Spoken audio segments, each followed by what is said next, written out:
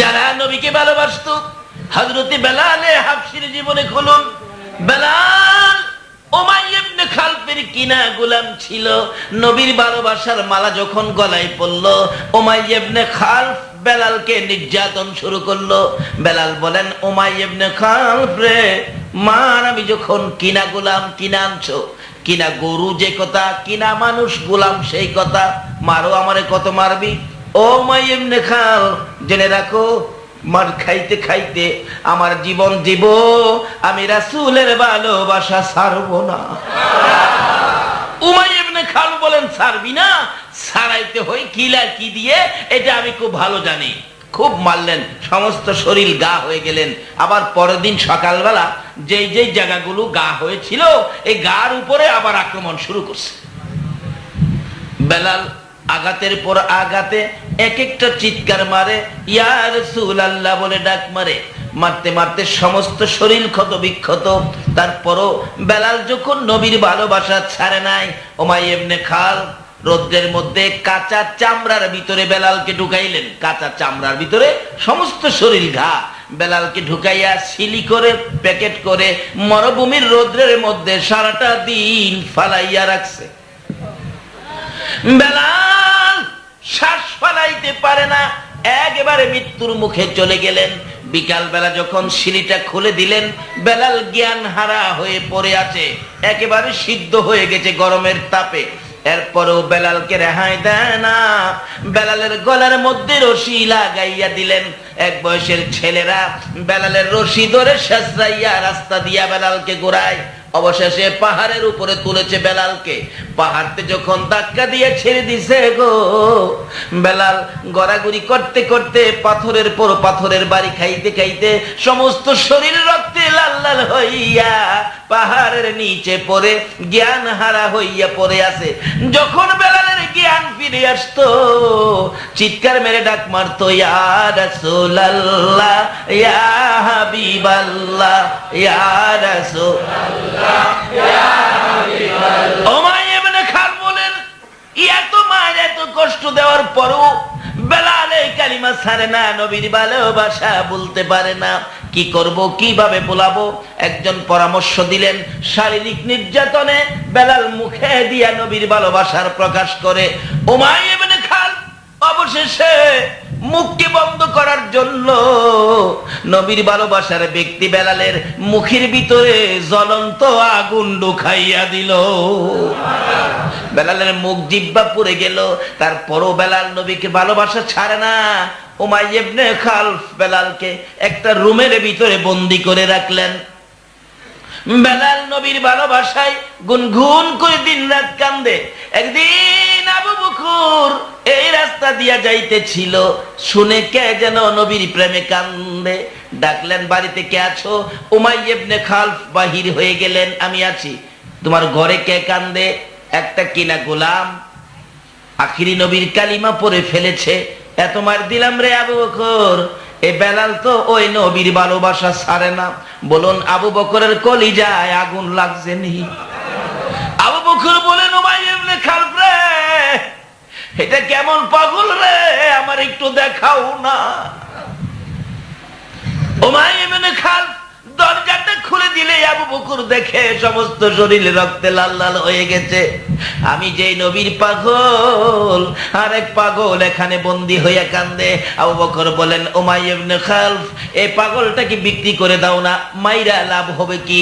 বিক্রি করলে তুমি নিবে? আবু বকর বলেন, নিব। কত দাম? যা দিয়ে কিনছি তা দিতে হবে, আমি রাজি, তাই দিব। ও আবু বকর, এই পচা বেলাল নিয়ে কি করবে? আবু বকর কান্দে, উমাইয়া ইবনে খালফ রে, নবীর পাগল দে রে, আমি নবীর দরবারে লইয়া যাইব। উমাইয়া ইবনে খালফ বলেন, আরো যদি বেশি টাকা দাম চাই তাও কি তুমি নিবে? আবু বকর বলেন, রে উমাইয়া ইবনে খালফ, শুধু বেশি টাকা নয়, আজকে যদি আমি আবু বকর 7 আসমান 7 জমিনের মালিক হই, আর তা দিয়ে যদি বেলালকে খরিদ করা লাগে রে, আমি 7 আসমান 7 জমিন দিয়া হইলেও বেলাল খরিদ করব, বেলাল থুইয়া যাইব না। আল্লাহ,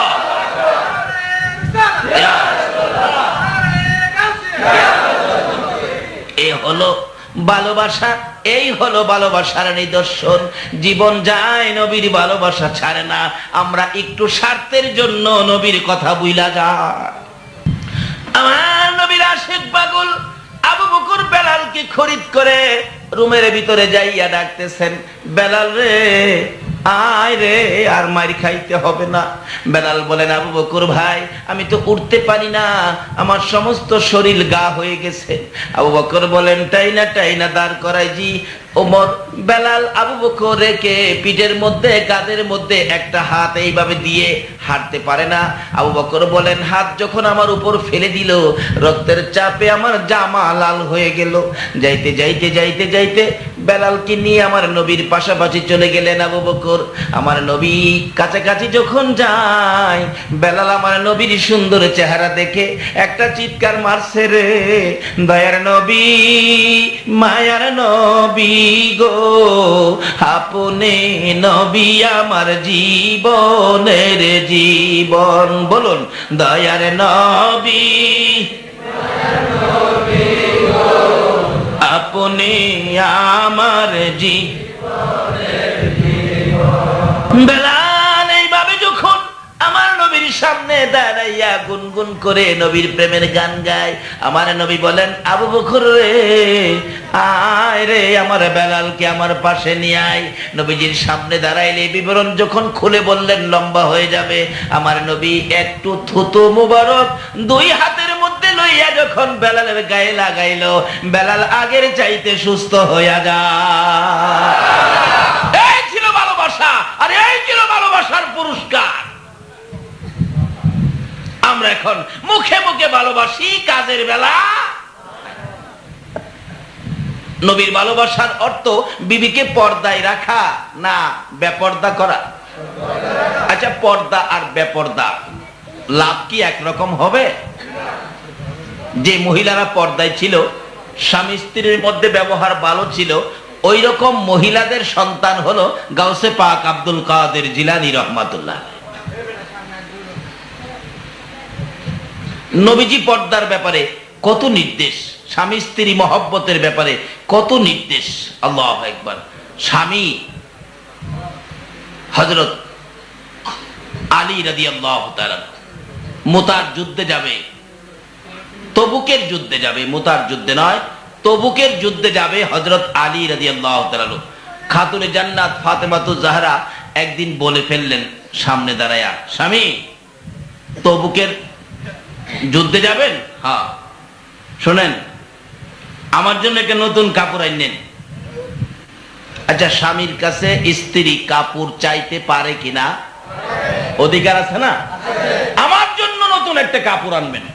খাতুনে জান্নাত ফাতেমাতুজ জাহরা, নবীর মেয়ে হাসান হুসাইনের মা বলতেছেন, স্বামী আমার জন্য নতুন একটা কাপড় নিয়ে এসেন। আবার বুঝাইয়া বলতেছেন, স্বামী গো, যেদিন আমার বিবাহ আপনার সাথে হয় এই দিনও আপনি নতুন কাপড় দেন নাই। আচ্ছা, বিবাহের দিন একটা নতুন কাপড়ের সিস্টেম আছে কিনা? একবারে একটা কাপড় নতুন হইলে নিতে হয়। আর স্বামীর বাড়ির কাপড় পরেই মহিলারা এদিন দেয়, তার কবুল দেয়। কিন্তু ফাতেমা বলেন, বিবাহের দিন আমাকে নতুন কাপড় দেন নাই। আমার মা খাদিজাতুল কুবরা রাদিয়াল্লাহু তাআলা আনহার মৃত্যুর পরে মৃত্যু মায়ের কাপড় ছিল ঘরে, মৃত মায়ের কাপড় পরে আমি ফাতেমার বিবাহ হয়েছে। স্বামী গো, মৃত মায়ের কাপড় পরে আমার বিবাহ হয়েছে। দুইটা সন্তানের মা হলাম, হাসাইন আর হুসাইন। একটা নতুন কাপড় দেন নাই, আমাকে একটা নতুন কাপড় দিতে হবে। যুদ্ধের থেকে আসার সময় নতুন কাপড় নিয়ে আসবেন। বলুন, এইভাবে স্বামীর কাছে চাওয়া স্ত্রীর অধিকার আছে কিনা? কিন্তু অধিকার মতো তো চাইলেন, কিন্তু স্বামী হযরত আলী একটু কষ্ট নিলেন মনে, কি যুদ্ধে যাইতেছি, এই সময় তুমি নতুন কাপড় চাইলা, যুদ্ধের থেকে আসতে পারি কি না পারি এই খবর নিলা না, মনটা একটু ভারী হয়ে গেল, কষ্ট হয়ে গেল। চলে গেছে যুদ্ধে। এদিক দিয়ে হাসাইন আর হুসাইন দুই ভাই নবীজির কাছে গিয়ে বলে, নানা নানা গো, আমার বাবা তবুকের যুদ্ধে যাচ্ছিল, আমার মা নতুন জামা চাইছিল, আমার বাবা দেখছি মনটা খুব কষ্ট। এদিন থেকে আমার নবী ফাতেমার ঘরে আর আসে না। এখনো দিনের মহিলারা স্বামীর মনে কষ্ট দেয় কিনা? দেয় না? স্বামীরা তো ঘুষ খাওয়া শিখাইছে মহিলারা। পার্শ্ববর্তী মহিলার স্বামী ব্যবসায়ী মানুষ, রোজার ঈদে 5,000 টাকার শাড়ি আনছে, আর পাশের ঘরের বেচারা চাকরি করে, কম দামি চাকরি। মহিলা তো চিল্লাইতেছে, পার্শ্ববর্তী মহিলার শাড়ি 5,000, এই ঈদে 5,000 টাকার শাড়ি না দিলে তোমার সাথে কথাই কমো না, এই ফুইল্লা ফেসি হয়ে রয়েছে। স্বামী আইসে কয়, তোমার কি হয়েছে? কমইরা জামু, তোমার লগে কথা কমো না। আরে কি ব্যাপার? 5,000 টাকার শাড়ি, বেচারা বেতন ওই 5,000। আছে না 5,000-এর কর্মচারী? কন্ত বেচারা কি দিয়ে শাড়ি আনবো? তখন ওই অপারক হইয়া অফিসে গিয়া বলে পিয়ন টিয়ন রে, একটু ডাইনে বাওয়ে লইস।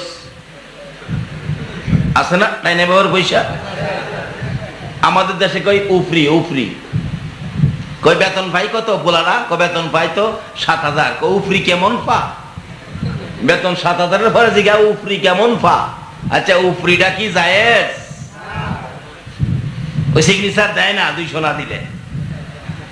আপনাদের চট্টগ্রামের স্টেশনেও টিকিট নাই, আবার 10 টাকা বাড়াইলে টিকিট হয়। আমি একদিন বলছি, মাস্টার সাহেব এগুলি নিয়ে কারচুপি করবেন না, জনগণকে সঠিকভাবে দেন। আপনারা বেতন পান না, কহজু টিকিট নিবেন, না হলে পরে আসেন। আমার পরে আসতাম আমি, কি পরের ঘটনা কিন্তু একদিন কিন্তু পরের ঘটনাগুলি ক্যাসেটে পাইবেন। টিকিট নাই, টিকিট আছে, সিট নাই। ভাই সাহেব দূরে যামু, 10 টাকা চার জন্য দিমু। কোথায় রাহেন দেখি, টিপা টাইপে কয় একটা টিকিট আছে। 10 টাকা বাড়াইলে নাই টিকিট আছে। এই রূপ আমাদের বাংলাদেশে আছে কিনা বলুন তো?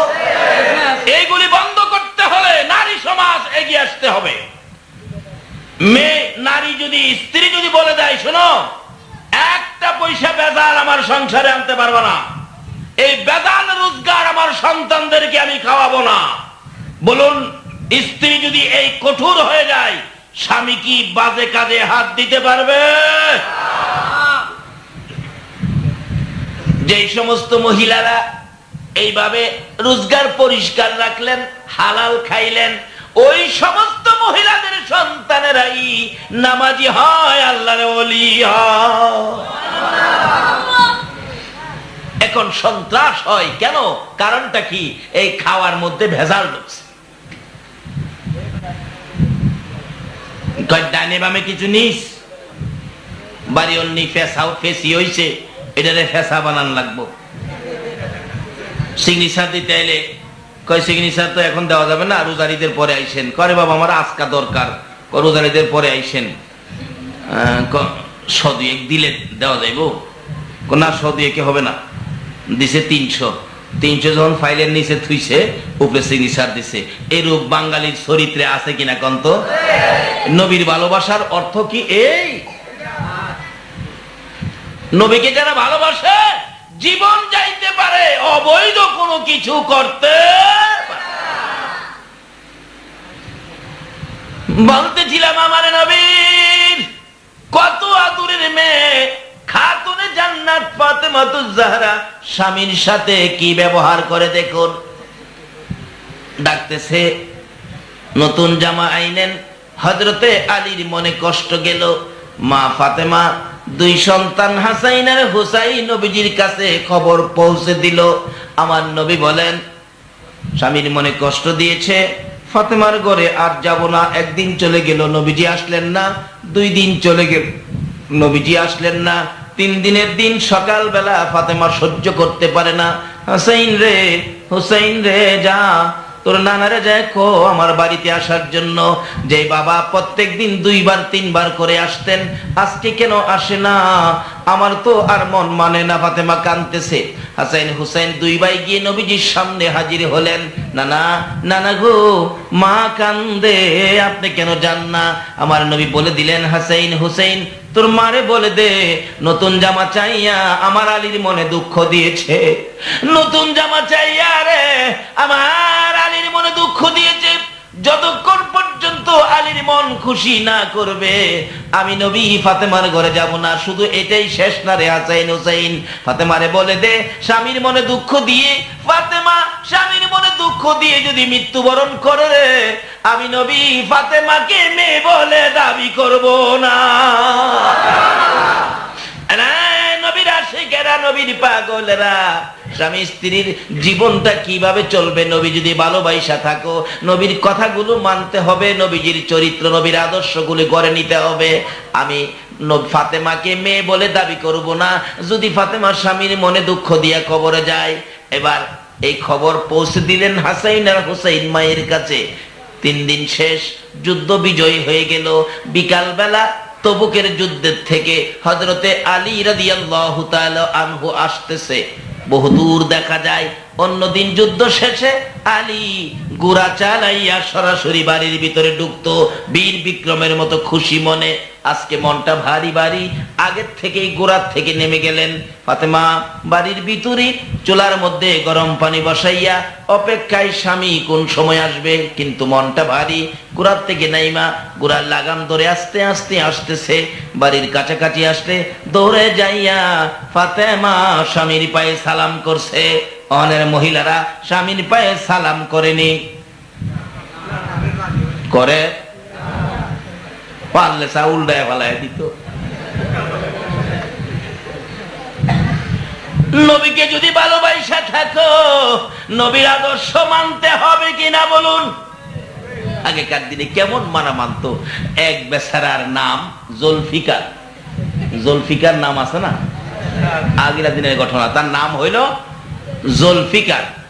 এক জাতের খাউনের জিনিস আছে না, টক যায় এরকম গুলগুলি, কি কয়? জলফই। অন বিবি জলফইর দরকার। জলফই কইলে স্বামীর নামাইয়ে, এই জন্য সে জলফই কনা কতে। হ্যাঁ না, শুনে না, নিজের নামে নামে আনে দেয়। কি কইছে? নামে নামে আনে দেয়। স্বামীর নাম কইছে না, আর অহনের দিনে স্বামীর নাম কয়নিও। নবীর নির্দেশ, নবীর তরিকা, নবীর পক্ষে আসুন যদি নবীকে ভালোবাসো। আমার নবীর কলিজার টুকরা মেয়ে খাতুনে জান্নাত ফাতেমাতুজ জাহরা, যিনি জান্নাতি মহিলাদের সরদারিনী হবেন। আল্লাহু আকবার বলো। ইনি স্বামীর কাছে নতুন জামা চাইলে একটু কষ্ট পাইলেন স্বামী। আমার নবী বলেছেন, ফাতেমা রে, এই স্বামীর মনে কষ্ট দিয়ে তুমি যদি মৃত্যুবরণ করো, আমি নবী তোমাকে মেয়ে বলে স্বীকার করব না। আসলে কি স্বীকার করবে না এটার জন্য বলে নাই, বলছে উম্মতের শিক্ষা দেওয়ার জন্য। স্বামী আসতেছে, আর আমরা দেশের মহিলারা যদি স্বামী এই কথার লেগে কষ্ট পাইতো, বাইতায়া 3 দিন লাগলো এটারে সোজা করবার লেগে। একটা নতুন কাপড় চাইছি, কাপড় দিছ না, আবার মনে কষ্ট নিছ, স্বামী বাইতাইয়া হেমেশায় থাকবো, হেমেতে গেলে হেমেশায় থাকবো। একটা কাপড় দিছে না, আবার আমার আবার রাগ হইছো তুমি, রাগ আমি, উল্টা হইছো তুমি।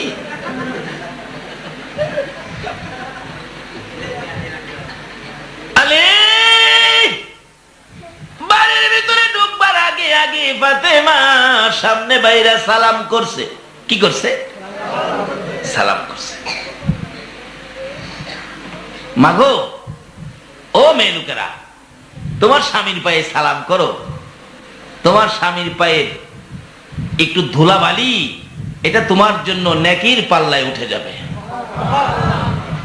ফাতেমার মতো মেয়ে, নবীর কলিজার টুকরা, নয়নের মণি, হাসাইন আর হুসাইনের মা, শেরে খোদা হযরতে আলীর বিবি হইয়া যদি জান্নাতি মহিলাদের সরদারিনী হইয়া যদি স্বামীর পায়ে সালাম করতে পারে, তাহলে আমাদের দেশের মহিলারা স্বামীর পায়ে সালাম করা দরকার আছে কিনা? সালাম করলেন স্বামী। হযরত আলী তো মনটা একটু ভারী। স্বামী নতুন জামা লাগতো না? পয়সা নাই আনবা কইতে, বুঝে লাইছি তো, লাগতো না, থাক, তুমি আমার সব। আচ্ছা অন খুশি হইতেছে নেই? আলী নতুন জামা লাগতো না, তুমি আমার সব, তুমি আমার শাড়ি। সুবহানাল্লাহ, লাগতো না নতুন জামা। পায়ে সালাম করে আলী এখনো মনটা খুশি হয় নাই। তোর বাড়িটা হাত থেকে নিচে দেন আমার কাছে, যুদ্ধগিরি আসছেন, ঘোড়ার লাগামটা দেন।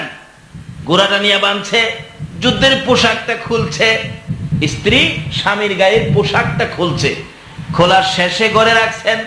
আয়সা হাতে ধরে টানতেছেন, স্বামী আসেন আসেন। পাথরের মধ্যে দাঁড়াইছে, গরম পানি দিয়ে পাও ধুয়াইলেন, হাত ধুয়াইলেন, মুখ ধুয়াইলেন, আঁচল দিয়ে মুখ মুছে দিলেন, হাত মুছে দিলেন, পাওগুলি মুছে পরিষ্কার করে হঠাৎ করে পায়ে ধরে পড়ে গেছে। স্বামী নতুন জামা চাইয়া তোমাকে কষ্ট দিয়েছি, সেজন্য আজকে 3টা দিন পার হয়ে যাই গো স্বামী, আমার বাবা আমার বাড়িতে আসে না। স্বামী তোমার পায়ে ধরি, বলো আমি ফাতেমা তোমার পায়ে ধরেছি, যতক্ষণ পর্যন্ত তুমি খুশি না হইবা দুনিয়া কিয়ামত হবে, ফাতেমা পাও ছাড়বে না। হযরতে আলী মুস্কি মুস্কি হাসতেছিলেন, মুস্কি মুস্কি হাসতেছিলেন। এই ফাঁকে দিয়ে ইমাম হাসাইন আর হুসাইন দৌড়াইয়া গিয়া নবীর সামনে হাজির। নানা নানা গো, নানা আসেন আসেন। দুই ভাই নবীজির দুই হাতে ধরে টানে, ও নানা আসো, আমাদের বাড়িতে বড় মজার খেলা চলছে। কি খেলা? আইসা দেখো, আমার বাবার পায়ে মা পড়ে আছে, চোখের পানি ছেড়ে ছেড়ে কাঁদতেছে, আমার বাবা আলী মুস্কি মুস্কি হাসতেছে। আসো নানা দেখা যাও না। আমার নবী বলেন এইবার যাওয়া যাবে। একটা দৌড় দিয়ে বাড়িতে ঢুকলেন। ফাতেমা খুশি, আলী খুশি। ফাতেমা কান্দে, বাবা গো 3 দিন পর্যন্ত কেন আমি ফাতেমার খবর নিলা না? আমার নবী বলেন ফাতেমা রে, স্বামীর কাছে নতুন জামা চাই, আলীর মনে দুঃখ দিয়েছো, এই জন্য তোমার বাড়িতে আসি নাই। শুধু বাড়িতে আসি নাই এটাই শেষ নয়, আমি ঘোষণা দিয়েছি স্বামীর মন খুশি না করে তুমি ফাতেমা যদি মৃত্যুবরণ করতা, আমি হাসরের দিন তোমাকে মেয়ে বলে দাবি করতাম না।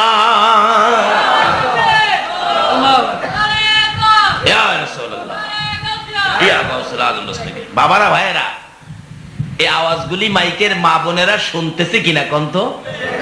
স্বামীর খেদমত, মা বোনদের স্বামীর খেদমত করা দরকার আছে কিনা?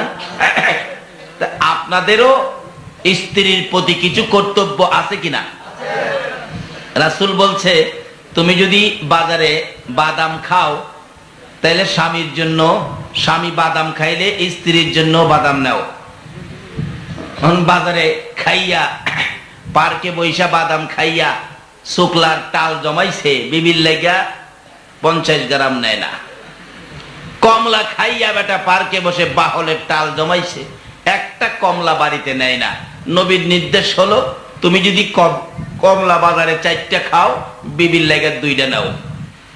তুমি বাদাম 100 গ্রাম খাইলে বিবির লেগা 50 গ্রাম নাও। তুমি যেই দামের কাপড় দিয়া প্যান্ট শার্ট বানাও, এই দামি কাপড় তোমার বিবির জন্য নাও।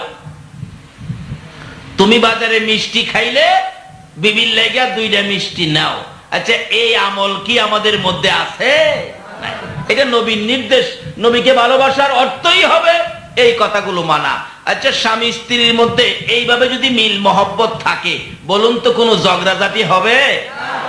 যে স্বামী স্ত্রীর জন্য 2টা কমলা না লইয়া বাড়িতে যায় না, আচ্ছা এই স্ত্রী কি স্বামী বাড়িতে না আসা পর্যন্ত ঘুমাইব? খালি চাইয়া থাকবো জানালার ফাঁকে না, কোন সময় ফুলার বাপে আইয়ে? তাহলে মহব্বত বাড়বে না কমবে? হ্যাঁ, খাইতে খাইতে আর জাগা নাই, কিন্তু বিবির লাগিয়া খবর নাই। মাঝে মাঝে বিবি কয় আমার লেগা 4টা মিষ্টি আনবা না, একদিন 4টা মিষ্টি আইনো, মন চাইতেছে মিষ্টি খাইতে। হ্যাঁ, কবে নতুন শখ হইয়া বইল প্রয়োজনীয় জিনিসই আনতারি না, আবার মিষ্টি খাইতো, হ্যাঁ কইলাম আধা কেজি খাই আইছে।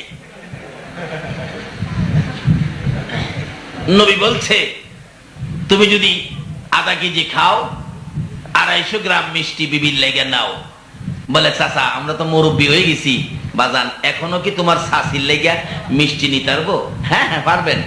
2টা শুকনা মিষ্টি কাগজ দা বইলা, চাচা মুরব্বী নবীর কথা মান্য একটা আমল করেন না, 100 গলা কাটা শহীদের সওয়াব আপনার আমল নামাই দাও। 2টা মিষ্টি শুকনা কাপড় শুকনা কাগজে বইলা শুকনা 2টা মিষ্টি লয়ে জানগা বাড়িতে, তবে শাশিরে খাওয়ান বাবা, এখন পোলাপানের সামনে কিন্তু খাওয়াইন না, তাহলে পোলাপান হাসবো, বাবা রে আমার বাবা দি বুড়া কালে মারে খুব খাওয়াইতেছে, না দেখাইয়া খাওয়াইলেন। কিভাবে?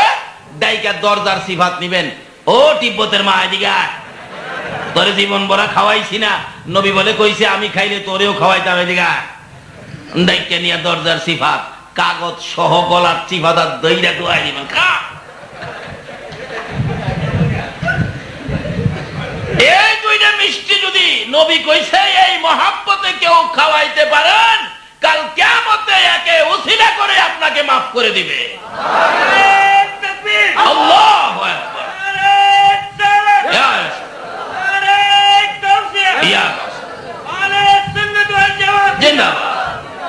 শুধু মাফ করে দিবে এটাই শেষ নয়, যেই ঘরে স্বামী স্ত্রী নবীর কথা মানে এই ঘরে একটা আল্লাহর ওলি জন্ম হবে। আল্লাহু আকবার বলুন।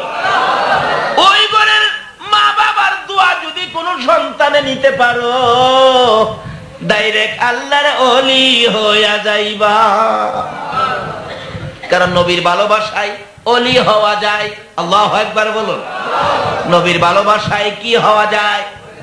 নবীর ভালোবাসায় ওলি হওয়া যায়, নবীর ভালোবাসায় জান্নাত পাওয়া যায়, নবীর ভালোবাসায় মাওলার দিদার নসিব হয়। জোরে জোরে কন্যা সুবহানাল্লাহ। নবী যে বলছে মায়ের পায়ের নিচে জান্নাত, তাইলে দামি হইল কে? মা। বাইজিদ বলেন সবচেয়ে দামি হলেন মা, আমি মহিলাটাকে মা বলে ডাক দিব। বাহির থেকে ডাক মারলেন মা। মহিলাদেরকে মা ডাকলে খুশি হয় কিনা? মা মা গো মা, তুমি আমার মা লাগো গো। আমি বাইজিদ বলছি তুমি আমার মা। বাইজিদের মতো একটা অলি কাকে মা বানাই রে? ও মা বোনেরা লক্ষ্য করে শুনো, বাইজিদের মতো একটা অলি যদি কারো সন্তান হয়, বলুন ওই মায়ের জীবন ধন্য হইব কিনা? এখন তো ওই মা নাই, আর বাইজিদও আর হয় না, মাও পাওয়া যায় না, আর আল্লাহর ওলিও এখনকার যমুনায় জন্ম হয় না। খালি ওলিদের জীবনই পাওয়া যায়, আল্লাহর ওলি পাওয়া যায় না। কেন? মা ওই নাই, যা আছে কিছু এই যা ওই রয়েছে ওখানে আন্টি মান্টি হাঙ্কি টাঙ্কি ওয়ে বেরিয়েছে। আগে মার বোন কি লাগে জানি? মার বোন, মার বোন খালা। ওখানে কি আর খালা আছে? অহন কি রাহে? আল্লাহ কয় তা কি কয় এটা নেই বুঝে।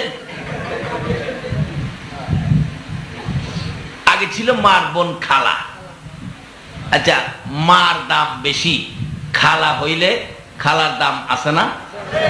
এমনি দেখবেন রাস্তাঘাটে পর্দা করে কেউ গেলে, যদিও অল্প বয়সের মেয়ে, পর্দা লাগায় থাকলে মানুষে কি ডাকে? খালা ডাকে। আরে দুনিয়াতেই যদি পর্দা থাকলে মার বোন খালা হওয়া যায়, বলুন কবরে গেলে কি ইজ্জত পাওয়া যাবে না?